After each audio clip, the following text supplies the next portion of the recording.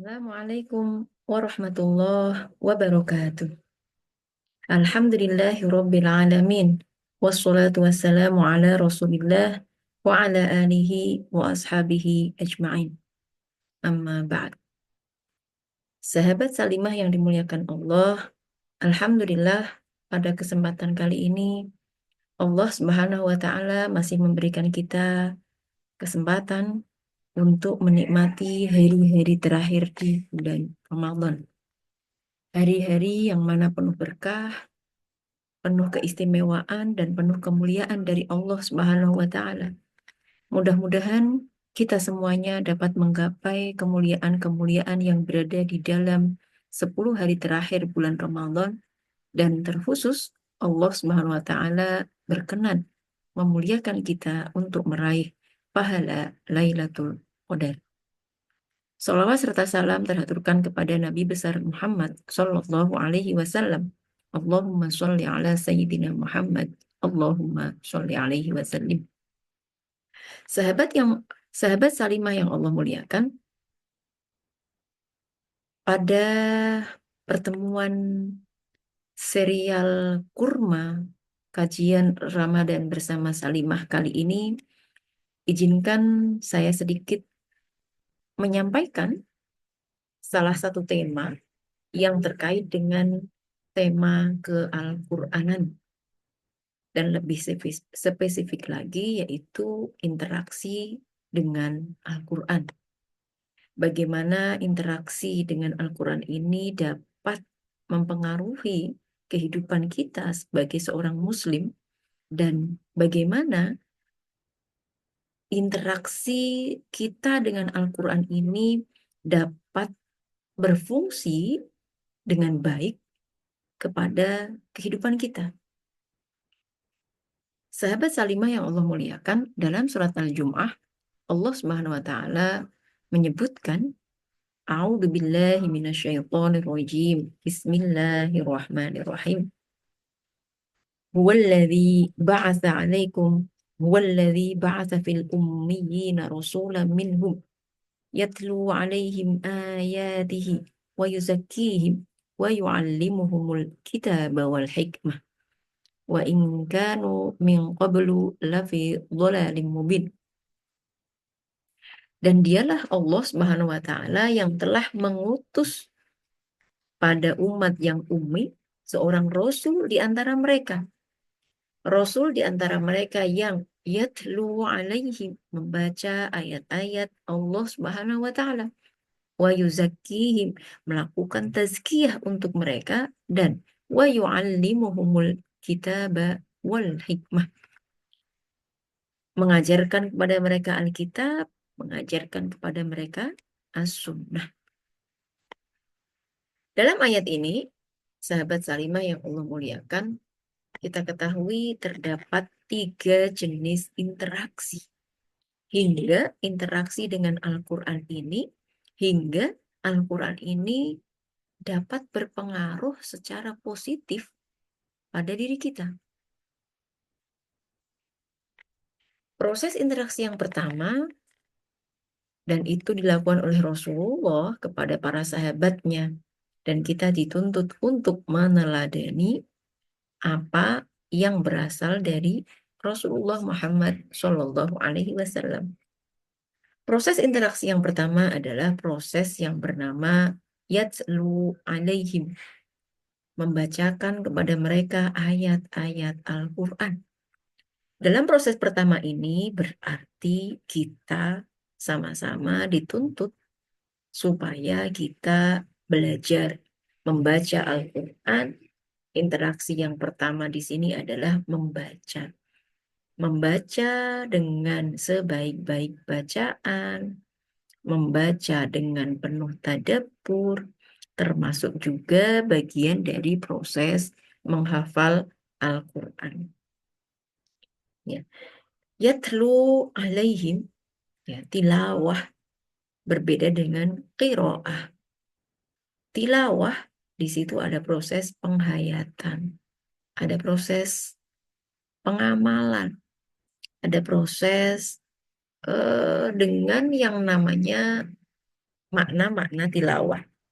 Berbeda dengan qiraah. Maka tilawah sedikit lebih advance dibandingkan dengan qiraah. Nah, tilawah Al-Quran di sini, membaca Al-Quran di sini memiliki banyak keutamaan yang yang Rasulullah sebutkan dalam banyak hadisnya. Misalnya, orang yang membaca Al-Quran dan dia itu mahir, maka dia bersama malaikat yang mulia. Ma'as-safarotil kiromil baroroh. Malaikat yang mulia, malaikat yang baik. Adapun orang-orang yang membaca Al-Quran dan dia terbata-bata, falahu ajron. Maka baginya dua pahala. Belum lagi ketika Rasulullah Muhammad SAW memberikan sebuah perumpamaan. Perumpamaan orang yang mukmin yang membaca Al-Quran, dia ibarat buah utrujah. Buah utrujah adalah buah mirip-mirip lemon, mirip-mirip jeruk begitu ya. Oleh Rasulullah disifati seorang mukmin yang membaca Al-Quran, dia ibarat utrujah. Baunya harum, rasanya enak, lezat. Maka itulah seorang mukmin yang membaca Al-Quran. Berbeda dengan seorang mukmin yang tidak membaca Al-Quran. Maka diibaratkan oleh Rasulullah dalam sebuah hadis panjang seperti halnya buah kurma. Siapa yang tidak kenal dengan buah kurma? Kita semuanya mengenal, khususnya di bulan Ramadan ini rata-rata kita mengkonsumsi buah kurma sebagai pembuka buka puasa kita. Kenapa Rasulullah di sini mengumpamakan orang mukmin yang tidak membaca Al-Quran seperti halnya buah kurma? Dia tidak bau, tidak ada baunya, tapi rasanya manis. Ya, begitulah seorang mukmin yang tidak membaca Al-Quran, dia masih ada keimanan di dalam hatinya, maka tetap ada rasa manis di situ.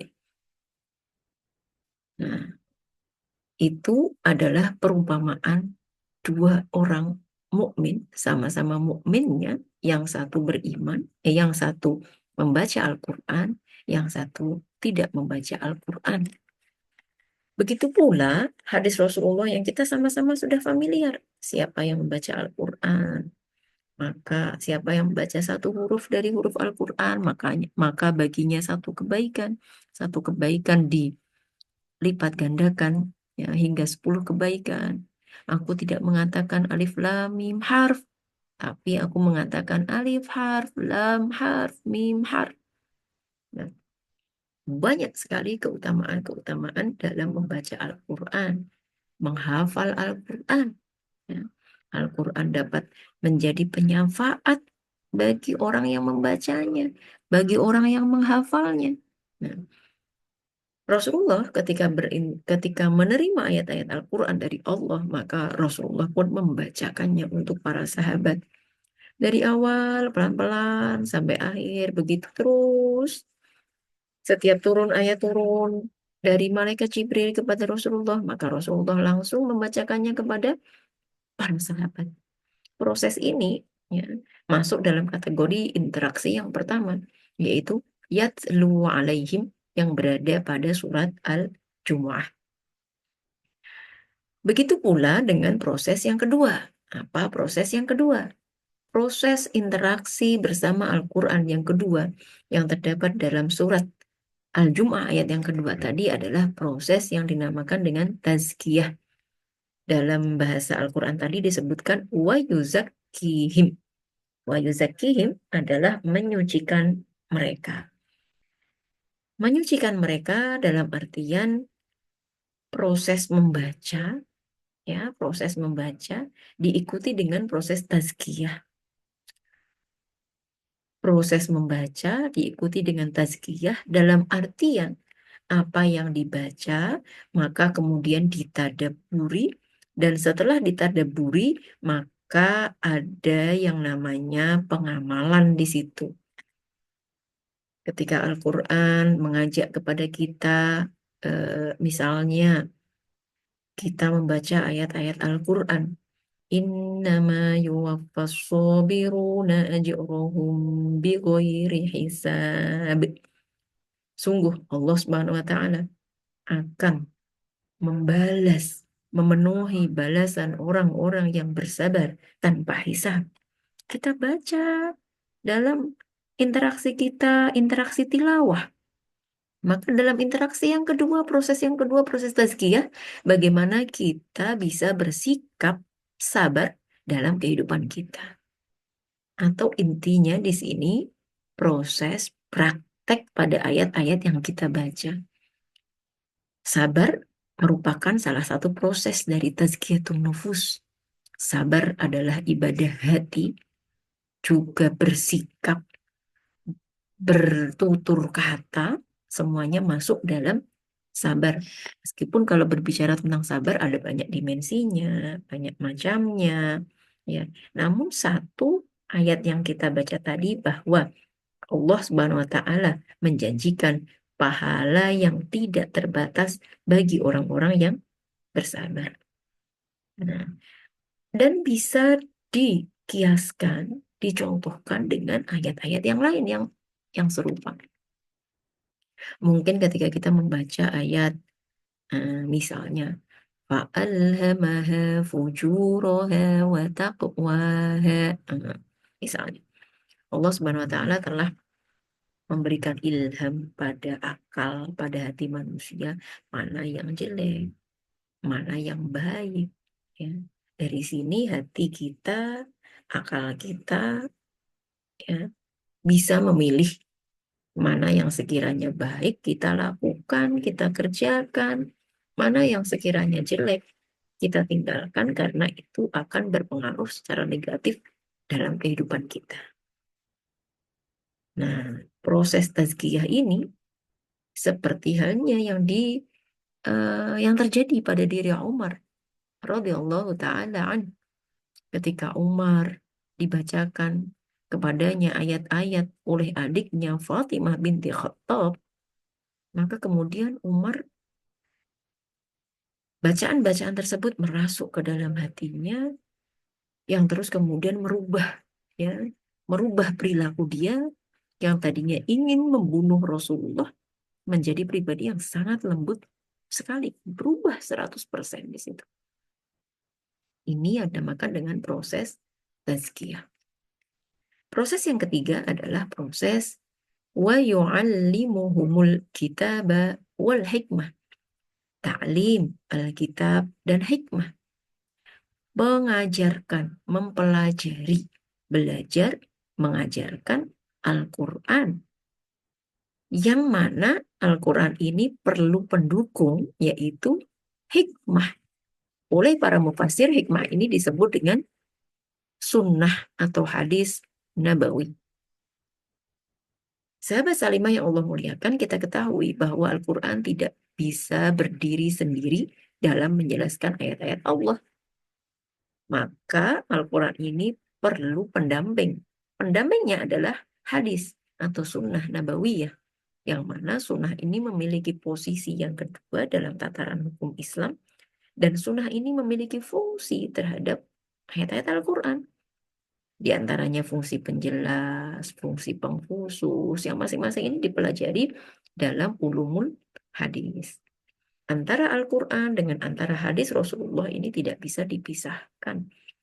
Ketika kita hendak memahami Al-Quran, maka secara otomatis nantinya kita akan belajar hadis-hadis Rasulullah Muhammad SAW dalam menafsirkannya, dalam memahami ayat-ayat Al-Quran. Maka di sini diperlukan yang namanya al-hikmah, ya, dalam ayat Al-Jumu'ah tadi, wa yu'allimuhumul kitaba wal hikmah. Sahabat Salimah yang dimuliakan Allah Subhanahu wa taala, itu adalah 3 interaksi yang dengan proses ketiga-tiganya ini maka akan berpengaruh secara signifikan pada diri seorang muslim. Dan terakhir, kita sama-sama ingat bahwa Rasulullah Shallallahu Alaihi Wasallam pernah berpesan dalam sebuah hadisnya bahwa Allah Subhanahu wa taala akan memuliakan sebuah kaum dengan Al-Quran. Namun di satu sisi Allah Subhanahu wa taala juga akan menghinakan sebuah kaum dengan Al-Quran. Dua sisi yang berbeda, memuliakan kaum dengan Al-Quran, satu lagi menghinakan kaum dengan Al-Quran pula. Memuliakan maksudnya adalah bahwa Al-Quran akan menjadi hujjah bagi dia, penyafaat bagi dia. Siapa? Mereka yang membaca, mengimani, mengamalkan, memuliakan.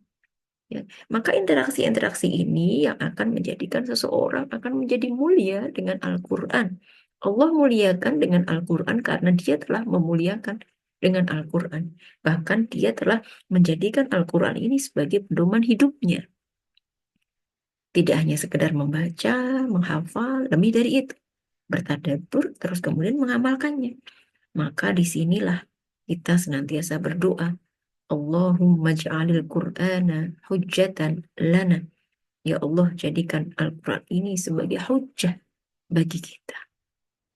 Sementara jenis kaum yang kedua, mereka yang tidak mau mengimani isi Al-Quran, tidak mau membaca, lalai, bahkan tidak mengamalkan, atau mungkin naudzubillah, ya mereka menghinakan Al-Quran, mendustakan ayat-ayat Al-Quran.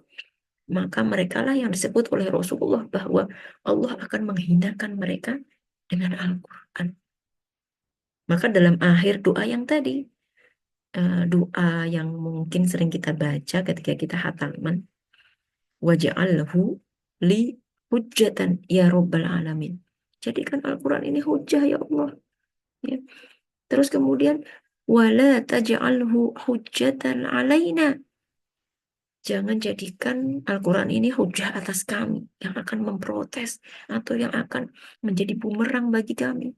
Ya, sesuai dengan yang ada dalam teks hadis tadi, bahwa Allah Subhanahu wa taala akan memuliakan suatu kaum dengan Al-Quran dan Allah akan menghinakan suatu kaum dengan Al-Quran pula.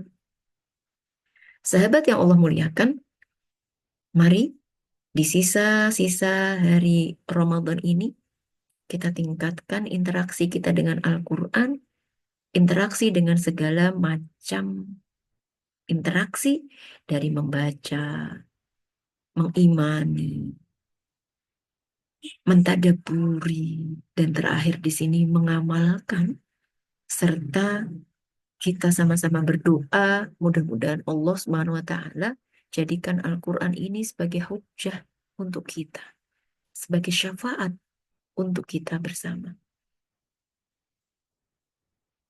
Sahabat Salimah yang Allah muliakan, cukup sekian yang bisa saya sampaikan. Mudah-mudahan dapat menginspirasi, termotivasi dalam kultum pendek serial Kurma kajian Ramadan bersama Salimah pada kali ini.